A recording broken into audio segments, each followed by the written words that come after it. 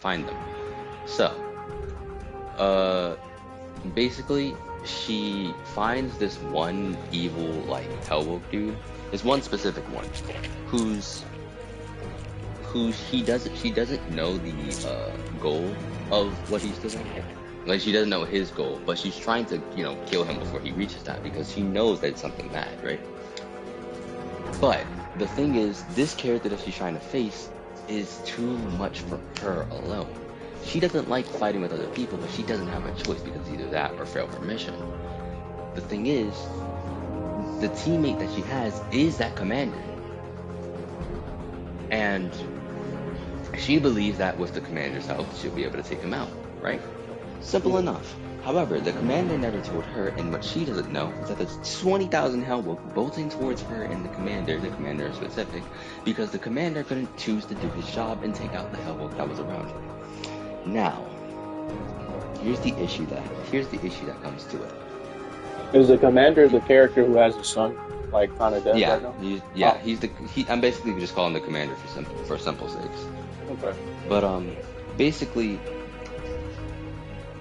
what Exolius asks him or talks to him about is the same thing that his brother told the commander. When will you take responsibility for this shit? Because realistically, Exolius can't go on and can't go forward and fight the other dude because of two reasons. One, if the commander was the... You good? Yeah. I'm just making sure. Okay. If the commander was to... Sorry, if Exolius was to go tail the enemy that she's currently trying to find, she probably couldn't beat him by herself. But if the commander went, even if they do get to beating him, they have to deal with the 20,000 behind them. That isn't good. Especially if they don't kill him in time, because now you got 20,000 people trying to kill you while you're trying to fight this already strong person. You know what I'm saying? Yeah. Yeah, very difficult. 20,001, relatively about 20,000. You know, I don't need to go into the details, but about 20,000 plus to 2 isn't great numbers. Yeah, great numbers whatsoever. I don't think that's a good. Now the other option was to leave that dude, or like let the enemy go and fight off those 20,000. But not only is that's gonna screw her over because her mission, but it's also considering the fact that he won't let her because that's his army at the end of the day. So this is one of the very few moments where a calm and more collected character like Exolius actually explodes in a fit of emotional turmoil, because Exolius is the type of person that tries to hold everything in her own internal mind because she doesn't want anything to disrupt her own flow of things. What she knows is that she has a mission to do, she needs to accomplish it at all costs. She doesn't like having her emotions weigh her down or try to push her into deciding what to do. However, in a situation that is as difficult as stopping a majority of them against another person's will, or trying to fight the one that you aren't even sure you can beat, being put in both bad areas made her snap. She fought that. She actually got mad and attacked the commander. Not in a literal hostile sense, but started desperation, yelling at this dude, raging. Like, she was actually upset. She was frustrated because her situation would be as screwed up if you just did your job as commander, saw all these enemies and just beat them up in the first place, or just killed them all. Or maybe you should have killed your son, and maybe you wouldn't have to deal with all of them coming at you. Maybe you would have lost a few. Maybe the fact that you were running for so long, if you got rid of your son a long time ago, they would have been chasing him by now. That's the funny part. When the Hellwoke don't have an immediate aggression, when Hellwoke don't have something that they're vengeful over, they usually go to this aggressive. They usually go to the nearest person. Though even that has a limit. Otherwise, they'll just start going numb in a sense. They'll just start dozing, going off. They're not really attracted to, docile, because they're not really sensing anything, so they don't have a need to get aggressive. You know what I'm saying? Yeah. Now, realistically, if he killed his son and, start running as much as he could, he would have eventually got rid of those guys. They would, at least a few of them probably would have kept up, but for the most part, that's better than 20,000 plus, right? Now, on the other hand, he could have killed them all in the get-go with the Arc Wizard, and maybe that would have solved the problem. Now, Xulius doesn't say this in a T because, again, she doesn't know his whole backstory, but she's flipping out. She's upset. Like, it was to a point where, it was to a point where she felt that she didn't know what she was doing. She got mad at this dude and literally just questioned, why are you a commander? Why were you ever given commander? If you're not able to take responsibility enough to put someone down when they need to be, you shouldn't have been commander in the first place. So she got angry like all hell and just said, you know what? You got, she was like, you know what? Fine. You know what?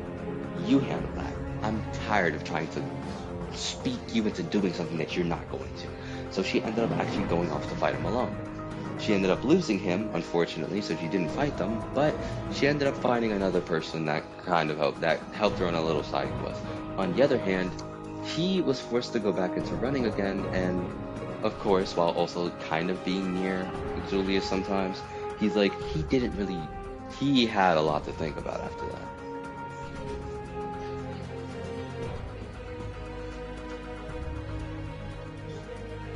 Mind you, that was one of the very few times that Xulius has actively shown an aggressive emotion to a high degree. Like, this is one of the very few times where she has been pissed. Where she felt like that if she didn't blow up now, she would have blown someone else up. So it was like, it's terrible. It was terrible for her own mental state. No, that's understandable. I feel like anybody in that situation would, because like in that situation where you either have to do your mission or sit here and baby someone, what do you want me to do? Because you're not even letting me help you out. Exactly. Not only that, but like even if you do try and do your mission, the person that you're babying is gonna stop you from doing your mission too. Like, bro, that's what I'm saying. Like, get it together, gang. Get it together. Get it together. Like. She literally asked him, when will you take responsibility for this shit? When will you, as the commander of these people, take responsibility for them? And it left him thinking. So, some time had passed, and the third time that this was brought up was pretty much when Xulius had gotten captured. She had just recently gotten out of said capturing, and she had no weapon. She had no ability. She was just kind of recovering from a situation, and she had aside from her own two hands, she had nothing to really defend herself with. She wasn't the biggest fighter right now. Nerf to a big one. During this period of time, Xulius became much more leveled. She became much more understanding of other people, and overall, not her whole arc, but her development towards being more of a solo type of person or a loner. She's definitely recovered, improved upon that point. So instead of getting mad again, as for the Hellwolf that were literally right outside their house, but not house really, but shelter, warehouse, whatever. But it's she sat herself down, took a deep breath, and asked him one last time, the only person here who was able to do anything about those people, what are you going to do about this responsibility? What are you going to do with your responsibility? Why do you have such a responsibility that you would never choose to use or to work upon? You were given something that you're supposed to do, and you can't even do that. When will you take responsibility for this shit? You know what I'm saying? So, the thing is, he had to think about it for a long time, because to be a person who lost everything, you'll eventually want to seek other people to help you feel like yourself again. Either she was one of the ones that you saw? Social. Yeah, Saw. not necessarily saw, and not necessarily one of the people. No, he wasn't even one of the people that she was looking for. He was just someone who wanted to help. But it's also because the main reason that they became so close is because, one, for example, Exolius kind of just tolerated him for the most part, up to certain Really. points. But another reason was that the commander, because he lost everything, it was natural for human connection for him to just seek someone else that, relatively would make him feel like himself again. He saw Exolius like just another child to him, essentially. So the idea that knowing that even if he seeks out these connections or this strength for himself or just something to keep him alive, it sucks. It's terrible to know that all of this that he's doing, Exolius and anyone else he met might just become roadkill in a pursuit of people that want him, his army wanting to kill him and his son, and anything in their way will be hurt just as badly. Exolius might have been killed. He might have been killed. A bunch of Exolius' friends and a bunch of people they met might have been died. How many towns have really been terrorized because of these people just desecrating, just eliminating people in there? How many towns have been completely gone, emptied out because people have tried to face these things? Think about that for a second. So it's like, it really took him like a note to really consider, when will you be ready to face responsibility? Are you going to just sit here and let these things that constantly put you and the people you care about in constant danger just still be here? I'm not saying resort to the idea of killing your son. I never, that's what she's basically trying to say, because at that point she kind of knows the whole situation. She's like, I'm not saying to resort to the, killing your own son. They're not saying to make an immediate choice just because you need to. But one of these days, eventually, if I'm dead or you're dead, someone is going to have to have this responsibility. As that entire army leader, you have an obligation to help them out, because they're already turned. Nothing can save them. So the least you could do is put them out of their misery, Yeah. So it's like, or put your son. Yeah, or put your son out of your misery. Because at the end of the day, all this is doing is harming everyone that's still here. So it's like, alright, so he chooses. He finally makes his decision, right? Picks up his weapon and fights off 20,000 people by himself. 20,000. Does he die? He doesn't die. Oh, okay. He loses his leg, though. I mean, it's kind of deserved, low-key. Yeah. He loses his leg, and he loses his son. The thing is, during the time that he was running constantly, those Hellwoke in that small, that time period, developed enough to where they could use their own abilities. They had their own special traits and stuff. So eventually, in order to get his son off of him, they ended up cutting off his leg. He had to fight with essentially one leg. It was difficult. It was hella difficult, but being the leader of everything and all, he had some kind of experience. But he lost his leg and he lost his son. But all 20,000 or so was pretty much dead. Anything else was kind of cleaned up afterwards, and Wait, that is actually like a pretty good whatchamacallit though. Like, him trying to save everybody made him lose everything, in a sense. Yeah. That's fine. And it's the sense that you don't take responsibility for these things, and it's eventually going to come back to hurt you, one way or another.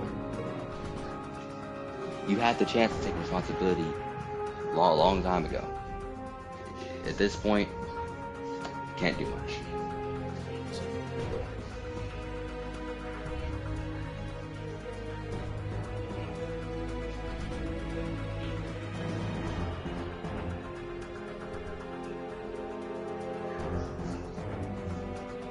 So that was probably like one of the better characters I wrote.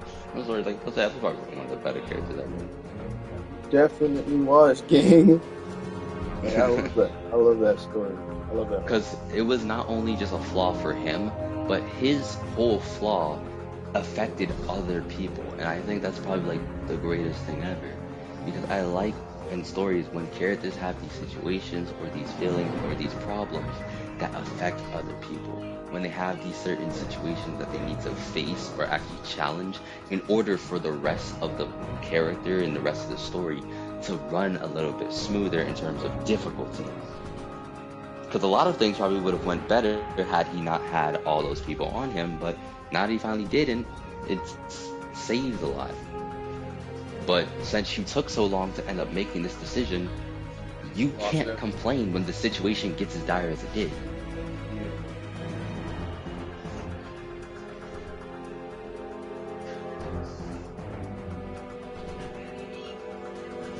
Oh, do that like. So,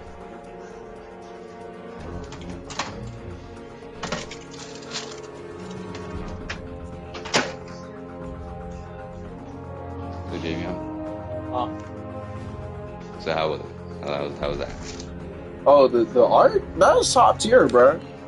I feel like whenever you like start getting into it and like you get it out there, that's probably gonna be one of the highest rated arcs of your story, low key. From what I can hear, that's like a Namek Saga type arc for real. Mm-hmm. And the thing is, it's less of even an arc. It's more of like the character himself. Yeah. So that's not even like a Namek Saga arc. That's more like the Buu Saga Vegeta arc. Yeah, it's just like a whole character arc that spans across, from his like original reason of being here to more of just like how does he handle everything, and just like it's kind of like a nice closure. Mm-hmm. And to end up losing everything, it's even if it sounds on surface level kind of like scummy because he's done all this for what? That's the point. He did all this when he could have done differently, and even if it hurt him when he did differently, it was the right thing to do. It's not always about what you should, or it's not always about what you want to do or how you can do things. Sometimes you just have to do what you can, what you are supposed to do. You know what I'm saying? Even if it hurts to do something, it is at the end of the day your responsibility to do it. It is at the end of the day what you have to do. You can't necessarily just shrug it off because of your fears or because of things that you wish were different.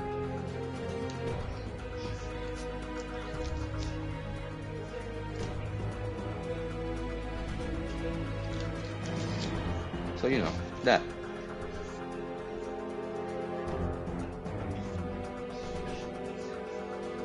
Start the game. You said, huh? Should I start the game? Give me a quick second. Let me at least go on their screen first.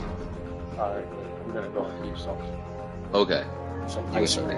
No, I'm just gonna get like 2 scoops. It's gonna take me like 2 minutes, maybe. Not even. Okay. Earlier. Mm-hmm. 30 seconds.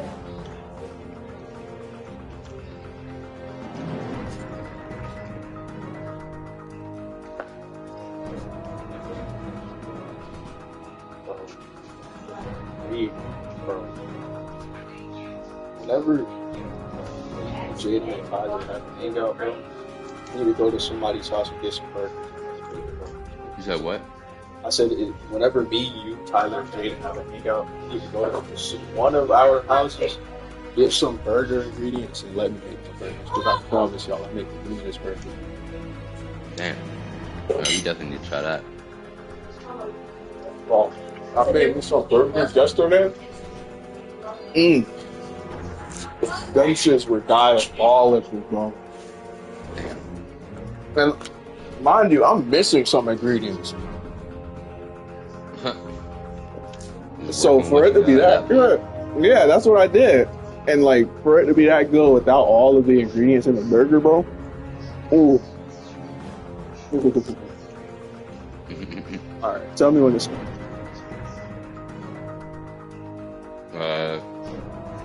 Hold on. Oh, also, quick question. Mm-hmm. If you were to have an elemental power, No, actually, this is a quick series of questions. If you were to have an elemental ability, what would it be? Like an elemental ability? Yeah. The range of it is wide. Like, if you want to have like earth abilities, you can do it. If you want to have like freaking Okay. life abilities, life is an element. That is true. Honestly,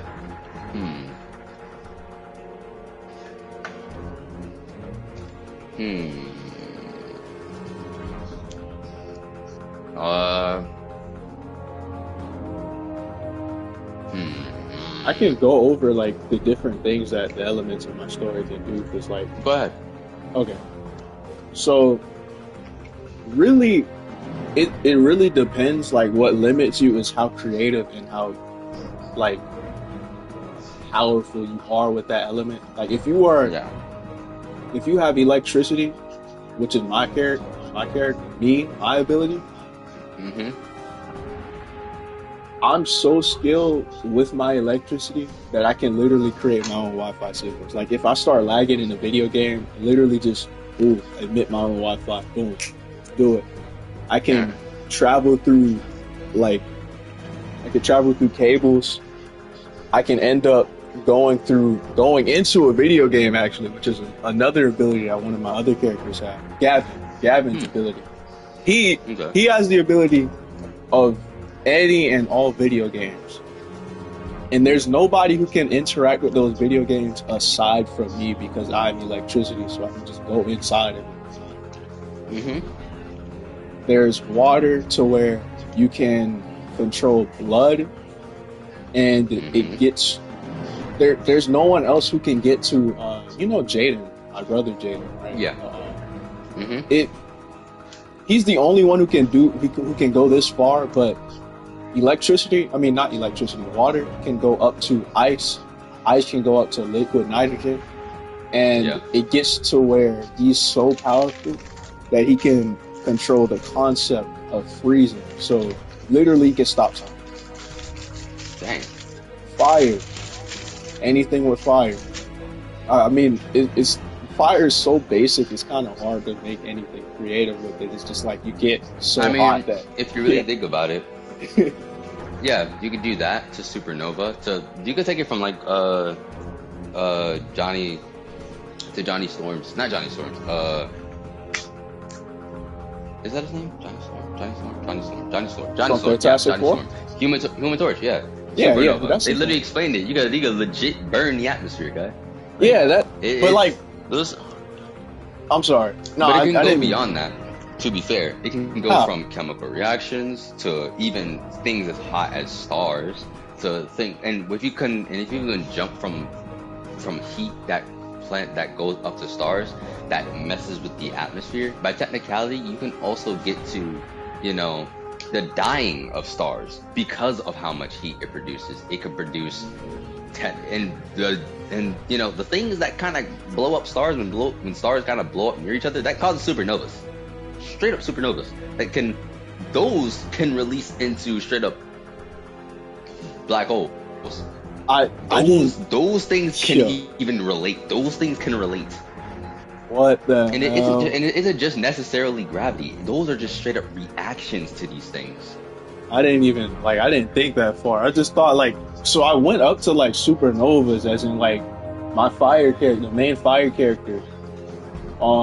He gets to where he literally burns so hot this one time that not only it kills himself, but it creates a beam that goes throughout all time and space, where it's just there. So if you're traveling through space, you're gonna eventually see that beam, and it's gonna just keep going through. Because there's a part of the universe called the edge of the universe, and it basically defies all laws of physics.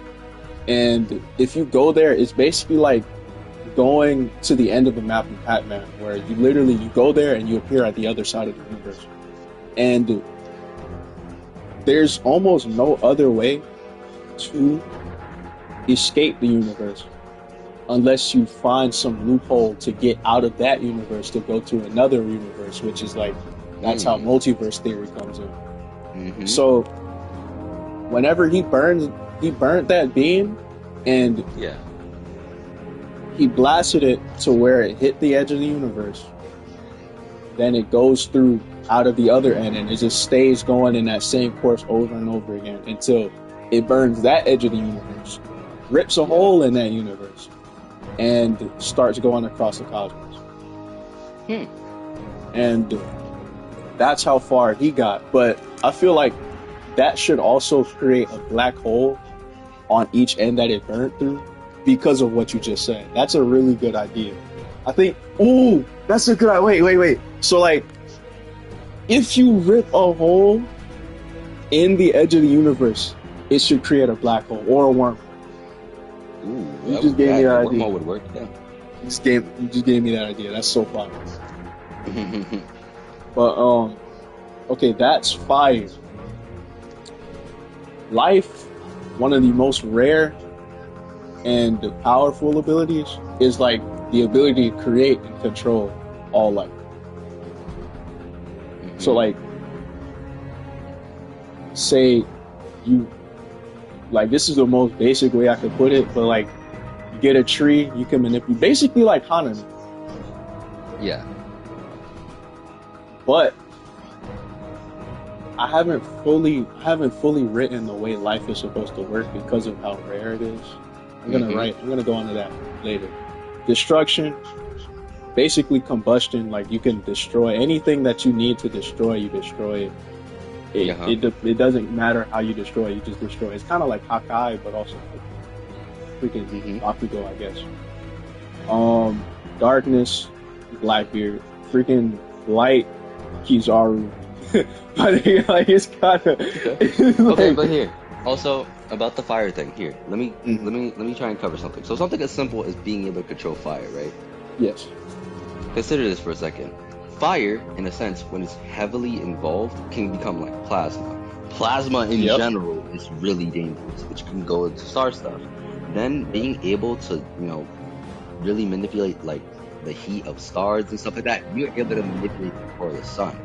With that type of energy and power, you can emit solar flares, create mini suns, blind people, blind satellites, or just scorch anything, right? And by that technicality, because of how much energy in the mass of the fires and energy that you're creating, it can create gravitational control by an extension. Like I said earlier, you can also disrupt the atmosphere. You can change the atmosphere as you know it. You could probably even manipulate it to the point where an atmosphere doesn't even, where you wouldn't basically cover someone in that fire to the point where its atmosphere just doesn't exist. So at that point, whatever that person's dealing with, they have to essentially deal with being in the vacuum of space. For an example, you can do that with the fire. You can essentially put someone or push or eliminate someone out of the atmosphere around them, just so their heads just immediately pop. Bro, you could do that. Wait. Then here's another thing. Because of that, you can create, because of being able to create or destroy atmospheres, you can also mimic gamma ray bursts. You can reshape terrain with that fire. And because of that, by technicality, you can also reach light speed movements with photon bursts. No. You can do that. He already does that, like, before he kills him. Yeah, but of course with that, they can have fire that collapses in on itself because of the mass to create gravitational singularities, to make black holes, where to warp time, to and even you can have fire so hot that it has negative entropy, which basically undoes structure and unmakes matter, to just cause things to, and even you can even do event horizon bombs. Those erase energy from existence. The thing is, and you can't create, control, or destroy energy, because energy is always awesome. Exactly. The thing is, energy is everlasting, so it only gets reused some way. So the fact that an event horizon can just erase energy from existence, mind you, they can do that. They can do that. I just thought they just erased light. Yeah, and no, not even. Event horizons completely erase the matter it touches, which means that anything from it, it's worse than a black hole. You don't just get that theoretical spaghettification. You're just gone. Yeah, Gone. it's Straight up. Good, dead, gone, me. erased. Dang, and here I was thinking, oh yeah, when I die, I'm gonna become a wandering soul. I'm gonna sit there and like try and see what the fuck is inside of a black hole. My nigga, I go in there, I'm done for. Nigga. I go in there. And then the worst part is, this whole gravitational mass can cause it to be a black hole that collapses in on itself. You wanna know what that could end up doing? That could birth a new star system in the middle of where you are. Imagine that person who has that fire ability just bursts a new star system when they just die. Imagine you're sitting on Earth's surface and you just turn into a star system on Earth's surface. Oh. Think about that. He doesn't do it on Earth's surface, but like, if he were to, like, we're cooked. We're all done for, bro. Literally. Just really think about that. Really think about that. Thankfully, I didn't give anybody that amount of power. Again, like, that nigga is the only one who could do that shit, and he died from it, so... Dog, and technically, that type of fire can even mimic stellar evolution. If they were to take and incorporate the sense of how stars die and rebirth themselves, he could by theoretical means. I'm not saying that he could, but by theoretical means, he could stay alive and just reincarnate himself. That's funny. Can become a living cosmic cycle. That's so funny because look, right? There's actually two different factions. They're different. I'm gonna get more into the world building, but the only one that I really got out right now is fire. But there's two different factions of fire. There's hellfire, which is more like a malevolent teaching type of fire, where like people, they literally like they get their power from negative things or like stuff like that. And then there's phoenix fire, where there's been a fable of, first off, the people who practice phoenix fire are more like benevolent. They're nicer people. But also, there's been a fable of where somebody resurrected themselves using that ability. So maybe the thing is that he is supposed to be like both of his parents were supposed to be from both factions, and they created like him. And he was supposed to have unlock his phoenix ability later because he wasn't a mean child, but he did have hellfire properties. And then when he unlocks his phoenix ability, he's able to reincarnate himself, like rebirth himself. But not as a different person, like literally just revive himself, like Marco would from One Piece. Dang. Like a phoenix, like literally can't, like he dies and respawns. Wow. So maybe when he does do the cosmic, like what is it, evolution thing you said? The stellar evolution. Whenever a star he does, dies and basically rebirths itself. Yes, when he does that, he rebirths, and the whole star system comes back out. But when it comes out, it condenses back in it.